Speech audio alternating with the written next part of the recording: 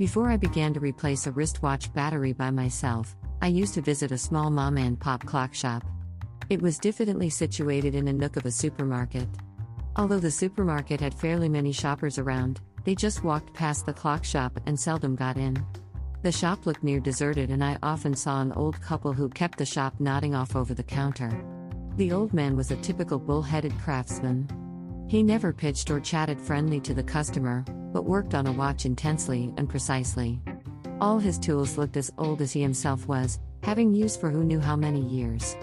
Every watch of mine I brought there was a cheap one, and yet he treated them as if they were high-end watches. One of my wristwatches has a peculiar shaped lid, and when I brought it in for a battery change, he closed the lid with his own hands by taking 10 minutes since his tool was too old to deal with the shape. When I brought in an apparently broken wristwatch, he poured a mysterious liquid inside the watch and dried it with the ceiling light by standing on the chair to reach up the light for 10 minutes. The watch started ticking again magically and has been in top shape since then. I had never left the counter during his work because I liked to look at it so much. Everything he was doing to a watch attracted me immensely. I would even gaze at a simple battery change with fascination.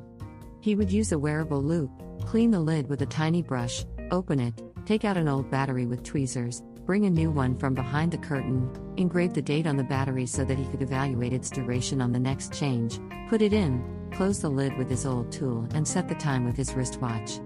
Sometimes he found a tattered water-repellent rubber ring inside my watch, but he never pressed me into buying a new one.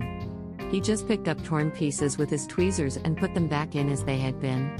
His most strict instruction to keep watches was to separate them from appliances at least 10 feet.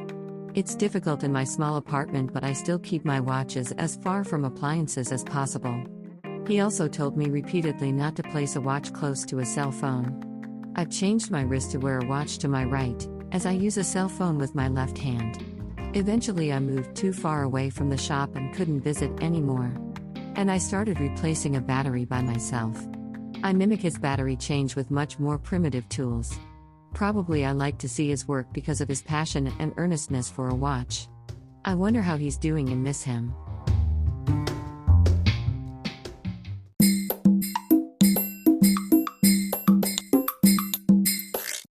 Audiobook, Japanese Dream by Hidemi Woods, on sale at online stores or apps.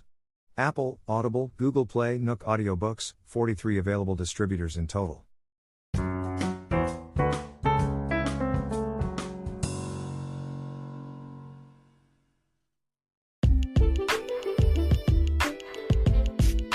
I don't have a child and probably won't have one all my life. But in my dreams, I've cuddled my baby for several times.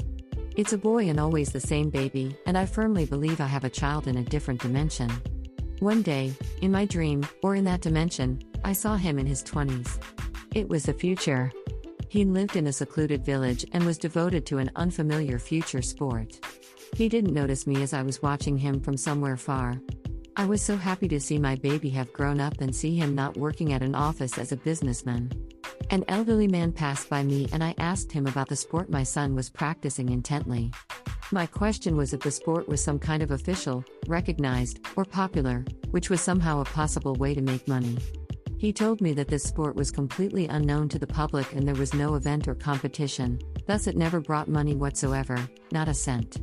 I burst into tears for joy. Not only he didn't become an office worker for a steady income, but also he chose the profession that was totally unrelated to money or fame. He wasn't interested in them. His only interest was the sport. I couldn't stop crying for joy, thinking how ideally he had grown up and what a perfect son he was to me. I felt thoroughly proud of him and grateful for him to become as he was. Since I saw that dream, I felt more confident of myself because I've raised an honorable child in the other dimension.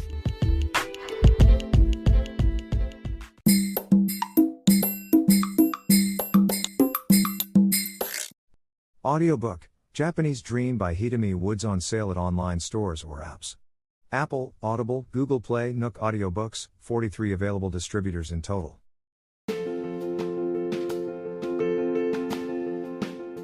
Audiobook, The Family in Kyoto, One Japanese Girl Got Freedom by Hidemi Woods, on sale at online stores or apps.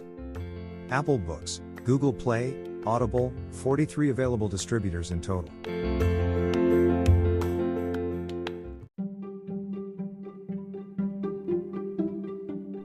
Audiobook, Japanese Dream by Hidemi Woods on sale at online stores or apps. Apple, Audible, Google Play, Nook Audiobooks, 43 available distributors in total.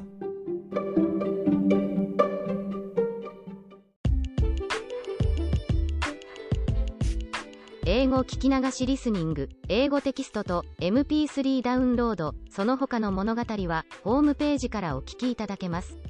88thpp.com 88thpp.com